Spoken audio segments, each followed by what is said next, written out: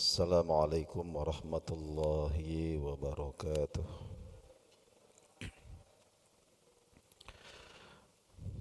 Alhamdulillahi rabbil alamin, alladzi hadana lil iman wa zayyanahu fi qulubina.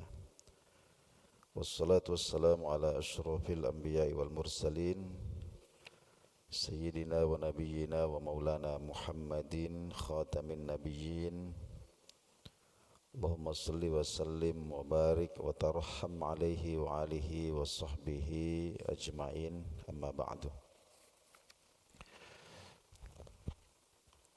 Ma'asyiral muslimin wal muslimat rahimakumullah.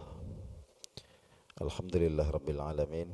Bersyukur kehadirat Allah Subhanahu wa taala pada kesempatan subuh Jumu'ah mubarakah ini kita kembali diperkenankan untuk bermajlis dan kita lanjutkan kembali kajian kita. Subuh yang lalu kita sudah tuntaskan tentang hakikatut tauhid. Sekarang kita masuk pada satu pembahasan yang tidak bisa dipisahkan dari pembahasan sebelumnya. Setelah kita memahami hakikat daripada tauhid itu sendiri, maka selanjutnya yang penting untuk kita ketahui secara mendalam itu tentang lawan kata. Ya, lawan kata daripada tauhid itu yaitu asyirku. Syirik.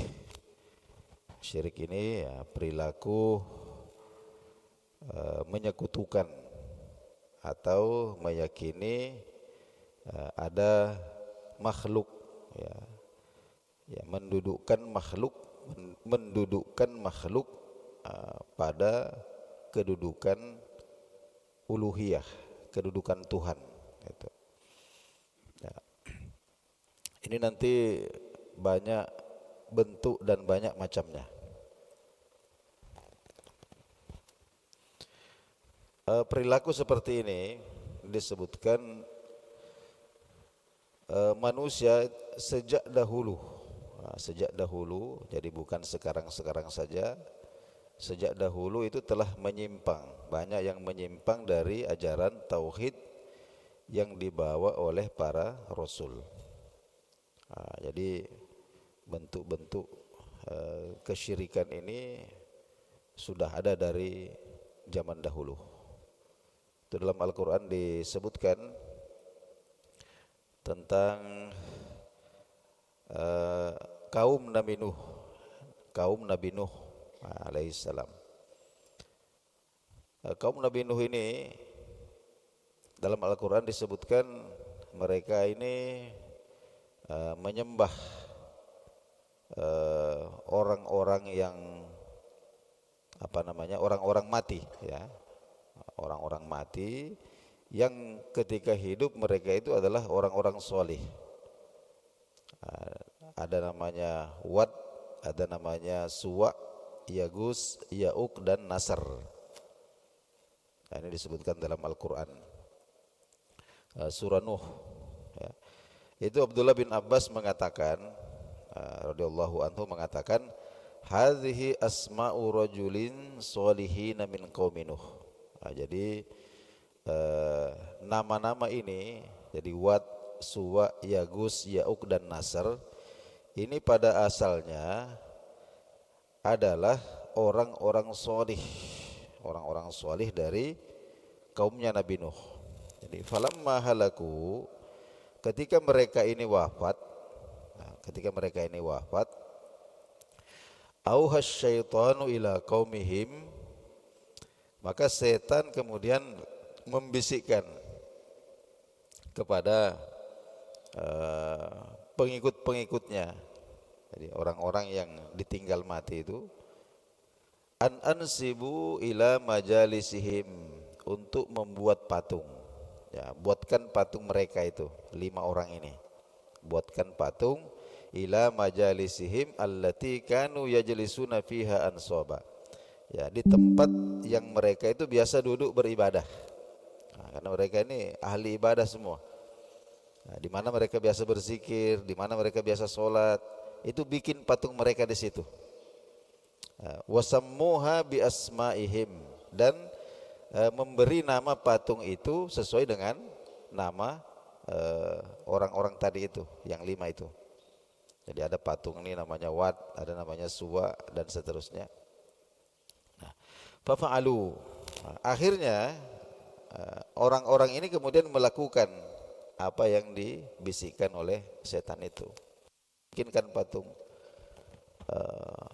patung ini untuk mengingatkan generasi-generasi yang akan datang bahwa mereka ini adalah simbol-simbol kesolihan. Ya, pada awalnya seperti itulah yang dibisikkan oleh setan itu. Walam tu'bad. Jadi di masa-masa awal patung itu tidak disembah, ya, tidak disembah. Nah, hatta idza halakah, ya, sampailah kemudian generasi pertama ini wafat. Ya, katakanlah murid-murid langsung dari orang-orang soleh yang sudah meninggal ini meninggal juga. Ya, generasinya itu wafat. Wa nusiyal ilmu, dan ilmu agama dilupakan. Ilmu agama dilupakan, akhirnya apa? Ubidat.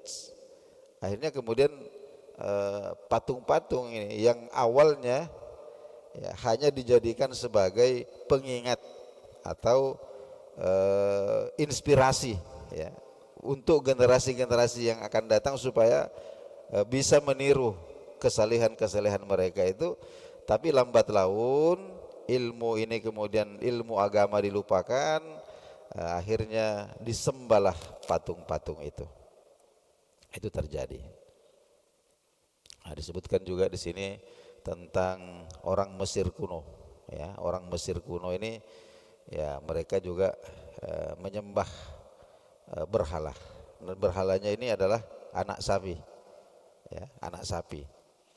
Ya, kemudian ada juga wa abadal al-Hundus, ya, orang Hindu itu al-Baqar, menyembah sapi, dan sapinya itu yang betina saja, yang jantan dimakan.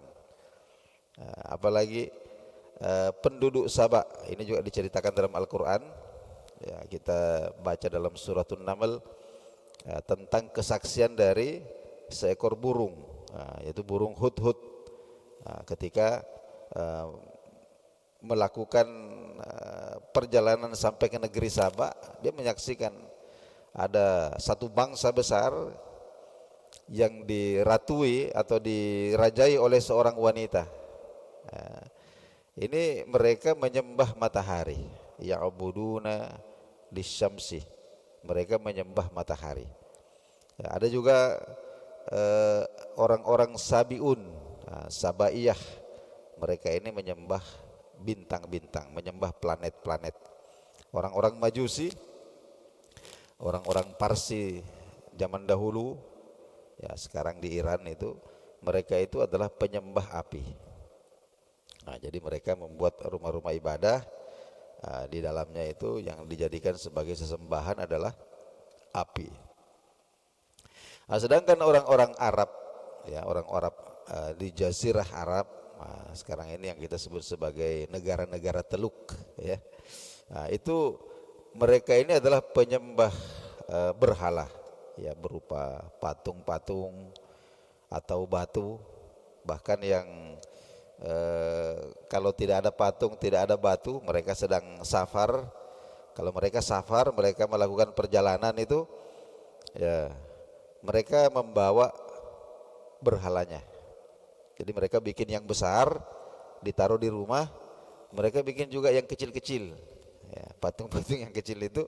Ini kalau mereka melakukan perjalanan, yang kecil-kecil ini dibawa untuk apa namanya, dijadikan sebagai objek penyembahan.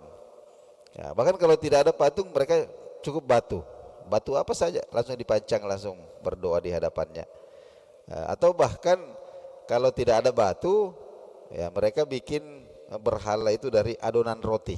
Nah, jadi terigu mereka bikin adonan berbentuk patung lalu disembah. Setelah ibadah selesai, adonan ini kemudian dibikin roti lagi baru dimakan. Ya, seperti itulah gambarannya itu. Nah, kemudian wa abadan nasara al-masiha wa ummah. Nah, juga penyimpangan dari orang-orang Nasrani, ya, mereka menyembah nabi, yaitu Al-Masih Isa bin Maryam, dan juga menuhankan ibunya. Ya. Dan wa'abadul ahbar war ruhban, ya, bahkan pendeta-pendetanya, rahib-rahibnya, mereka semua jadikan sebagai sesembahan selain Allah Subhanahu wa taala. Nah, semua ini adalah fahaulai kulluhum musyrikun. Jadi semua ini adalah dikategorikan sebagai orang-orang musyrik, ya, dengan satu alasan yang sama. Jadi meskipun yang diibadahi ini berbeda-beda, bermacam-macam, tapi mereka ini punya satu kesamaan. Apa itu? Lam yufarridullah ta'ala bil ibadah, yakni tidak mengesahkan Allah Subhanahu wa taala di dalam ibadah. Ya, allati tustahaqqu li ahadin allati la tustahaqqu li ahadin ghairillahi. Padahal ibadah itu adalah hak Allah Subhanahu wa taala semata-mata. Jadi tidak ada makhluk sehebat apapun, apakah itu wali, apakah itu nabi, apakah itu malaikat atau apapun, itu yang memiliki hak sedikit pun untuk diibadahi. Jadi ibadah itu mutlak hanyalah khususiyah uluhiyah, khususiyah ketuhanan, hanya milik Allah Subhanahu wa taala. Atau dalam surah Al-Hajj Allah Subhanahu wa taala sebutkan satu perumpamaan, ya. Dzuriba masal, ya.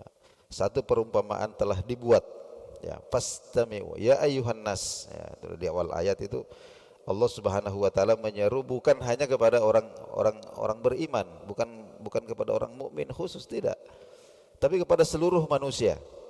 Apapun agamanya, apapun keyakinannya, itu Allah Subhanahu wa taala menyeru mereka, ya ayyuhan nas, wahai manusia, duriba masal, telah dibuat satu ilustrasi, satu perumpamaan. Jadi pastami'ulah. Coba perhatikan. Semua yang kamu sembah selain Allah itu la yakhluquna zubaba. Bahkan seandainya mereka itu disatukan semua, tidak bisa menciptakan bahkan seekor lalat. Jadi seekor lalat. Lalat ini biasa kita pandang hina. Biasa kita biasa kita datang kita usir, ya. Lalat, ya. Jadi Allah Subhanahu wa taala tidak memberikan gambaran pada makhluk-makhluk besar, makhluk-makhluk yang banyak manfaatnya kepada manusia, tidak. Bahkan makhluk kecil yang kamu anggap sebagai hama, kamu tidak senang kalau itu, bahkan jika semua sesembahanmu itu, ya, termasuk, ya, yang kalau hari ini, ya, orang yang mendewa-dewakan teknologi, ya, orang yang mendewa-dewakan kemajuan peradaban, sains, ya, bahkan kumpulkan semua itu, coba bikin seekor lalat. Nah, jangankan lalat yang hidup, ya, patung lalat saja itu, ya, susah dibikin, patungnya lalat, ya. Itu walau ijtama'ulah, ya. Bahkan jika mereka itu berkumpul bersatu, tidak bisa bikin seekor lalat. Dan seandainya lalat itu mengambil sesuatu yang dipersembahkan untuk berhala-berhala itu, maka berhala-berhala itu tidak bisa merebutnya kembali. Nah, ini kan kalau praktek tempo dulu itu, berhala-berhala itu dipersembahkan kepadanya itu sesajen, ya, diberikan sesajen, kadang itu makanan, ya ada ayam, ada nasi dan lain sebagainya. Seandainya kemudian sesajen yang dipersembahkan kepada berhala ini lalu kemudian didatangi oleh lalat. Nah, didatangi oleh lalat, dikotori sama lalat, dikencingi sama lalat, dimakan sama lalat. Itu faktanya adalah bahwa berhala-berhala itu, sesembahan-sesembahan selain Allah itu tidak bisa kemudian menghalangi lalat itu untuk mengganggu. Nah, hanya kemudian Allah mengatakan dha'ufat thalibu wal matlub. Coba perhatikan alangkah lemahnya orang yang menyembah dan yang disembah. Jadi penyembah berhala ini lemah, berhala yang disembah pun lemah. Nah, itu dalam surah Al-Hajj ayat 73. Kemudian di ayat 74 Allah mengatakan wa ma qadarullaha haqqa qadari. Sungguh manusia ini tidak menempatkan atau tidak mendudukkan, tidak memuliakan, tidak mengagungkan Allah Subhanahu wa taala sebagaimana mestinya. Nah, itu kita awali dengan pemahaman bahwa setiap kali satu kaum ini kemudian menyimpang dari tauhid, maka Allah Subhanahu wa taala mengutus seorang nabi atau seorang rasul untuk meluruskan penyimpangan-penyimpangan itu. Nah, itu dari dahulu. Sampai kemudian hari ini apakah budaya syirik ini sudah hilang? Oh tidak, masih berkembang terus menerus dan juga berevolusi, ya sesuai dengan kemajuan teknologi dan sains. Ya, jadi pada intinya syirik itu adalah perilaku menyimpang. Ya, perilaku menyimpang itu Al-Quran menyebutnya sebagai kezoliman yang paling besar. Inna syirka la zulmun azim. Kemudian apa hakikat daripada syirik itu? Kemudian bentuk-bentuknya, praktek-prakteknya, ini insyaallah kita akan lanjutkan pada pertemuan-pertemuan kita yang akan datang. Insyaallah besok subuh kita masuk pada ta'rif. Jadi makna daripada syirik itu, kemudian bentuk-bentuk dan macam-macamnya. Kita cukupkan dulu subuh hari ini pengajian kita, mudah-mudahan bermanfaat. Kita sama-sama berdoa kepada Allah Subhanahu wa taala agar memberikan kita ketenangan hati di dalam iman dan pengesaan kepada Allah Subhanahu wa taala, dan menjauhkan kita dari syirik yang kita sadari, apatah lagi syirik-syirik yang tidak kita sadari. Subhanakallahumma wa bihamdika asyhadu an la ilaha illa anta astaghfiruka wa atubu ilaik. Allahumma rabbana la ilma lana illa ma 'allamtana innaka antal alimul hakim. Allahumma zidna ilman warzuqna fahman.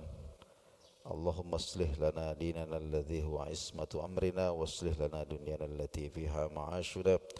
Allahumma 'allimna ma yanfa'una wanfa'na bima 'allamtana innaka antal alimul hakim. Amin ya rabbal alamin. Wassalamualaikum warahmatullahi wabarakatuh.